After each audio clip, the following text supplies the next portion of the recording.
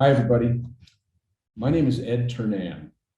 And when my son Charlie died after taking a counterfeit Percocet in May 2020, my wife and I kind of went on a mission to figure out what was going on. We had no idea that counterfeit pills were a thing. We didn't know what fentanyl was. So we started talking to all kinds of people, wherever we could find them, to see if we could learn about this issue and educate kids and other parents about this problem so that they don't suffer the same fate that we did. One of the people that I've been really blessed to be introduced to and to talk to is my fairly new friend, Rocky Herron. Rocky, we really appreciate you being here and talking with us today. No, I'm glad to be here with you too, Ed. Rocky, I think a lot of young people kind of have the mindset that, if I take drugs or use drugs, I'm not really hurting anybody else. It's just me partying, having a good time. It's described as kind of a victimless crime. But you have a different take on that, right? I have a different take on that one. Yeah, I have a very different life experience. I went to work in Bolivia for DEA back in 1998. And for 6 years, I was out trying to stop the cocaine traffickers. They were making these drug labs in the jungle, filling the jungle full of chemicals, causing all the violence and corruption. And I realized that those cocaine labs weren't Bolivia's problem; they're America's problem, because the kilos of cocaine coming out of there were going for U.S. users. The money to build those labs came from U.S. users, and that was mid-career for me, and it really changed my attitude. And I realized we have to step it up in this country. So when I begin to address the social harm to the kids, I talk about ethical purchases. And I ask them, how many of you believe in making ethical purchases? Raise your hand. And of course, every student raises their hand. Right. Okay, let's talk about that.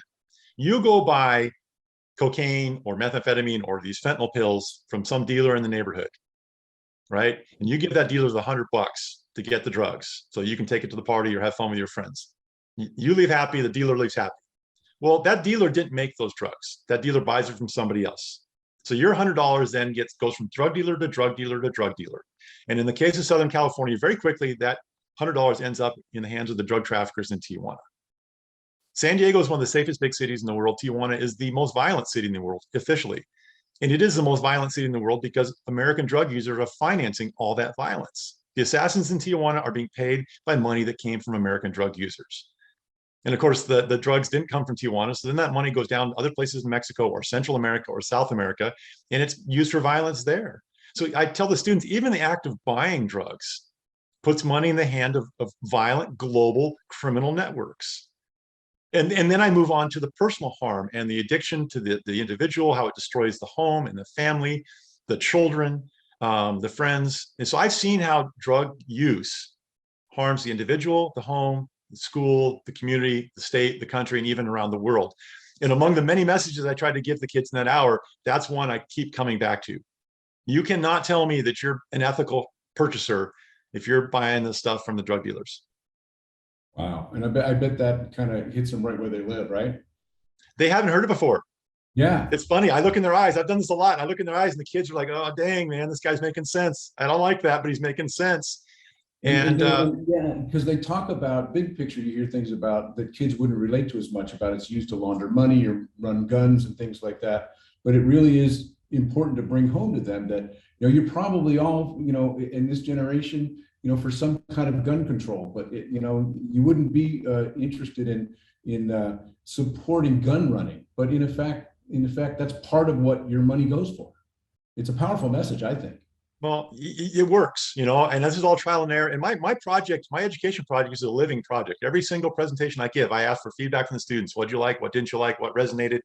And I'm constantly adapting it, trying to stay as relevant as I can, for the kids.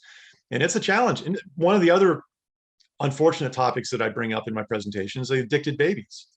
And in 2021, we have hundreds of thousands of babies a year being born damaged by substances their mothers were using during pregnancy. We still have with the meth babies, we still have the cocaine crack babies. Fetal alcohol syndrome is still a terrible problem.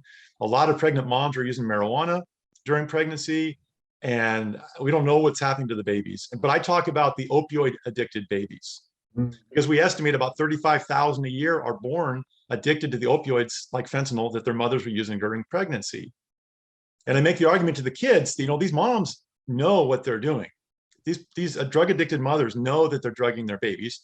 but they choose to do it because the mothers are so afraid of stopping the drug usage because they get withdrawal symptoms.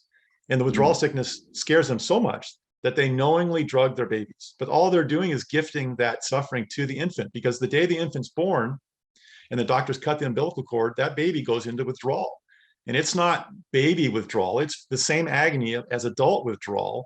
And tragically and horrifyingly to me, the doctors in America have to give these newborn babies morphine and methadone the day they're born to try to mitigate the pain gifted by their mothers. And we don't talk about this. This problem's not new. It's massive, and we don't talk about it, which makes me kind of ashamed of us as a culture, that how do we just accept this? But one very powerful argument I make to the kids, and they get offended when I do it, but I'll say to the young ladies in the audience, how many of you intend to give birth to a drug-addicted baby someday? And the young women all get offended. They're like confused that I would ask them such a terrible question. And I acknowledge that. And I say, look, you're all going to say, no, not me. It's not going to be me. I'd never do that. But let me ask you this. These 35,000 mothers this year that will give birth to these drug addicted babies, if I had spoken to all of them when they were in high school, they'd give me the same answer. No, not me, never. But what happened? What happened between being a young person saying, oh, I'll never do that, to giving birth to such a damaged baby? One thing happened. Somebody they knew came up and said, look what I got, let's do this.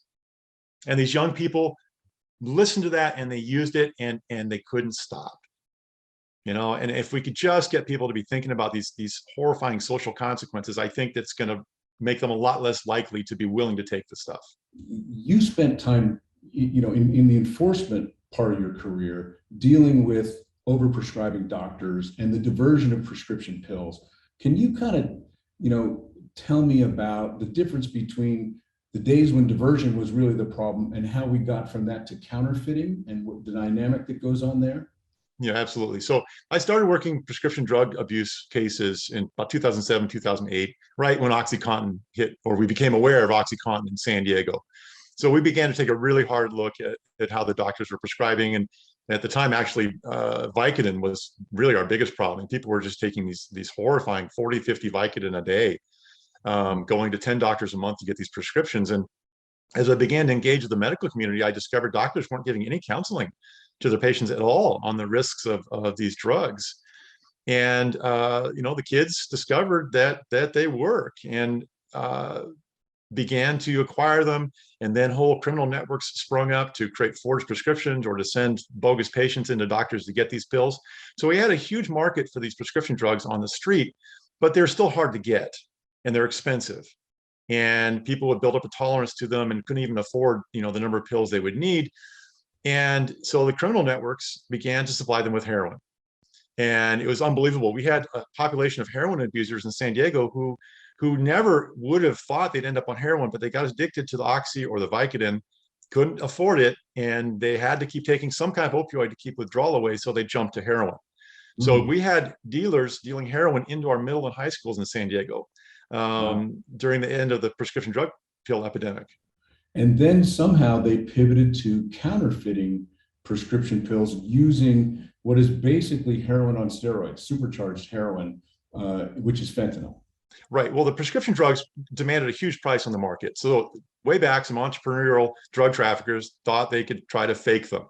And so we began to see these counterfeit pills probably 6, 7 years ago.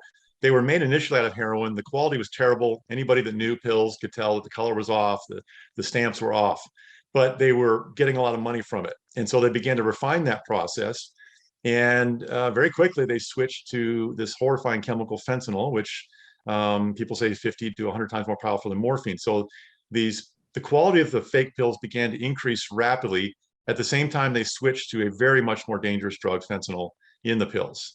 And it's interesting, like pro tips for kids that, street knowledge that they should know, that I've heard. Maybe, I'm not sure if it was you who told me this or not, but if somebody's selling a pill online or handing them out for free, it's not real, because the real ones command a premium, right? The real ones are precious. They're harder to get. And so a real one's going to go, like you said, 60, 80 bucks. A $20 pill, kid, that's fake. Does that make sense?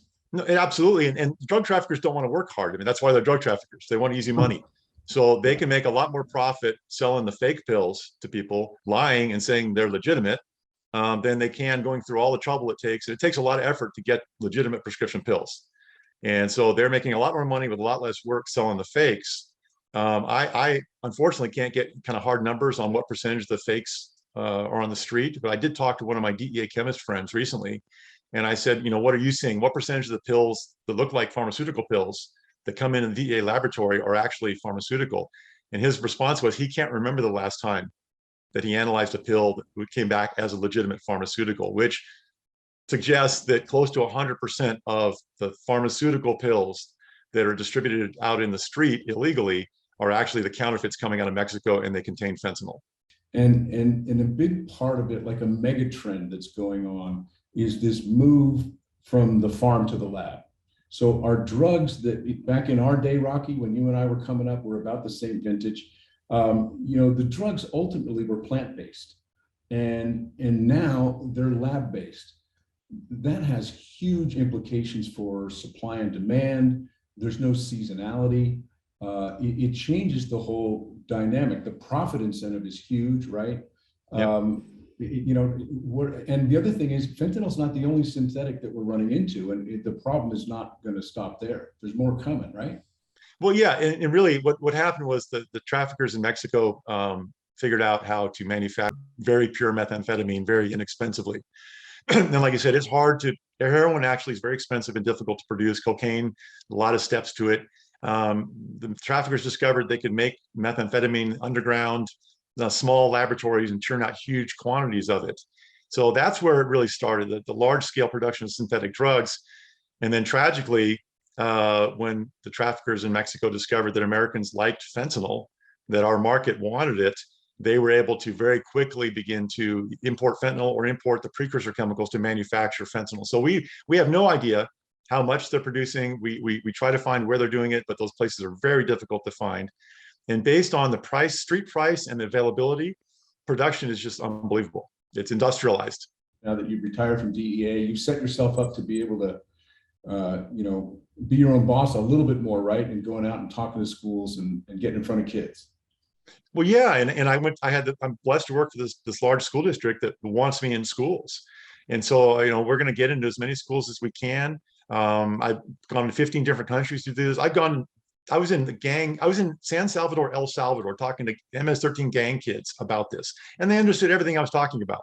I've gone to Colombia, Peru, Africa. The students everywhere understand it because our drug culture that began here in the US has now disseminated around the world.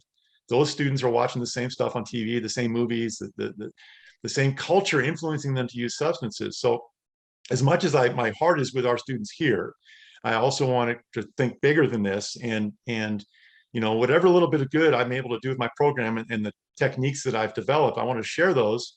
And until we find better solutions, Ed, I argue that what I do is better than nothing. I mean, that's my main marketing ploy. I'm not going into schools saying, hey, let me replace some pre-existing drug program you have to educate your kids. I'm going into schools that are doing nothing. And that hour of information isn't near enough what our kids deserve, but it gives them a lot of information they didn't have before, and I'm going to keep doing it. And I appreciate your support very much. Yeah, that's great, Rocky. And we're going to stay in touch for sure. You're doing great work, and it has never been more important. The drug landscape has really shifted forever, I think. It's a mega trend, and we've moved into a new dynamic with the emergence of these synthetics. So we need people like you with the knowledge and the experience, combination of frontline law enforcement and drug awareness. I mean, we need you. We really appreciate you helping us at Song for Charlie, figuring out our message and how to get it across to kids and parents. We really appreciate you spending some time with us today, because I know you're busy setting up this your new programs. But last word to you. Well, look, I think, as a parting message to any parents who are listening, please don't assume that your family is safe from this. Don't assume that you're too good as parents. Don't assume your children are too smart to be safe from this. It's everywhere. It's around us. It's a persistent threat. It's an insider threat. And education has to start in the home. Song for Charlie's producing educational tools. I'm producing educational tools. But what really has to happen is a conversation in the home from the caregivers. Letting the kids know about the actual threat, letting the kids know that the caregivers are there to discuss this with them. The internet's full of resources for education. So that's really the challenge. How do we get our parents and our caregivers to assume the role of education. And hopefully working together, Ed, we can change that culture as well.